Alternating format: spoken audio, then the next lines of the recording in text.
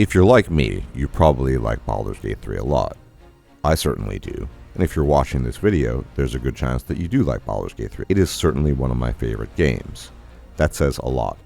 I'm not the type to talk about favorite games, but Baldur's Gate 3 is certainly among them. That said, not every game is perfect, and Baldur's Gate 3 has been out for quite some time now, and nothing is truly above criticism, especially if that criticism is constructive. And what I want to talk about today does revolve around constructive criticism, and specifically, it is some critique of the honor mode that has been introduced.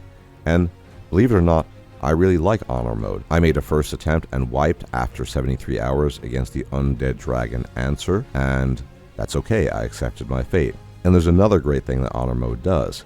I have to be perfectly honest, and I'm a little bit ashamed that I am, in many instances, a pathological save scummer. And I can easily explain why.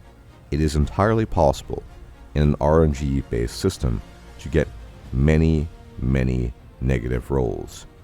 And if you're in a game, as opposed to pen and paper, because in pen and paper I could have never done that, that can be very, very dissatisfying. In fact, case in point, back in the days of Tactician, I kid you not, I had 5 natural ones as a roll on a very important roll, namely my attempt to get Auntie Ethel's special hair to improve my attributes. I got 5 natural ones in a row, including the first roll and all 4 inspiration attempts thereafter.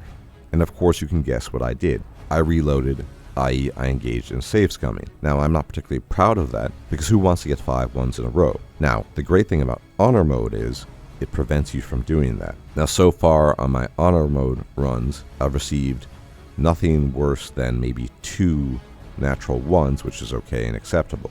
However, the great thing about honor mode is that it prevents you from doing that. There is no save scumming in honor mode, and I'm very appreciative of that. On top of that, the bosses are slightly more difficult as they have their legendary powers or abilities, and that was a nifty addition as well. However, when we broadly talk about honor mode, I'm going to make the argument here that it's not in fact a proper difficulty mode, as in there's nothing inherent to the mode itself that makes the game more difficult, save for some slight changes in the boss fights. I say slight because they're not fundamentally different. And honor mode definitely makes the game more difficult in the sense that you have to plan ahead more, you have to think, because if you wipe, and I've wiped once after 73 hours plus into the game, your game is over. And of course you can continue in dishonor, so to speak, but that just doesn't feel as good as continuing in the original honor mode. And so when I wiped, I just gave up and that was it. All of that said, all honor mode really is Tactician difficulty with the inability to save scum. And that's great, but that's not a proper difficulty mode that changes the core difficulty, which is to say the difficulty you find in Tactician is the same difficulty you find in honor mode.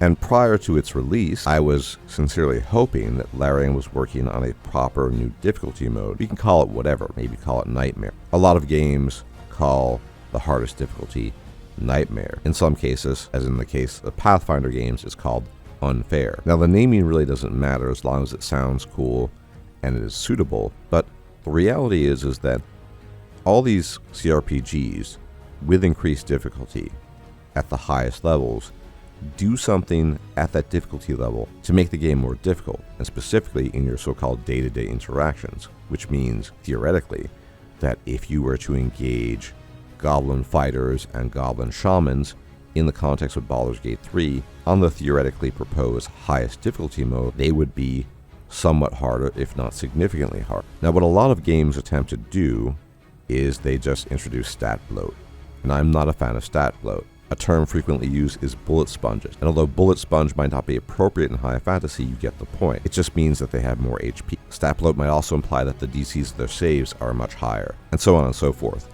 Now, personally, I'm not actually a fan of stat bloat or bullet sponges as a way of increasing difficulty. I don't think it necessarily makes the game more fun. You might be familiar with the Pathfinder series. There is an unfair difficulty in that series, and it really is unfair because what happens is it's so leveraged against you and so massively enhanced that there are only a few builds that remain, and that of course naturally reduces the fun factor in a game. And one of the great things about Baldur's Gate 3 is that there are a lot of different builds that can do a lot of different things, and it is a game in its implementation about versatility of builds. Just look at all the builds out there.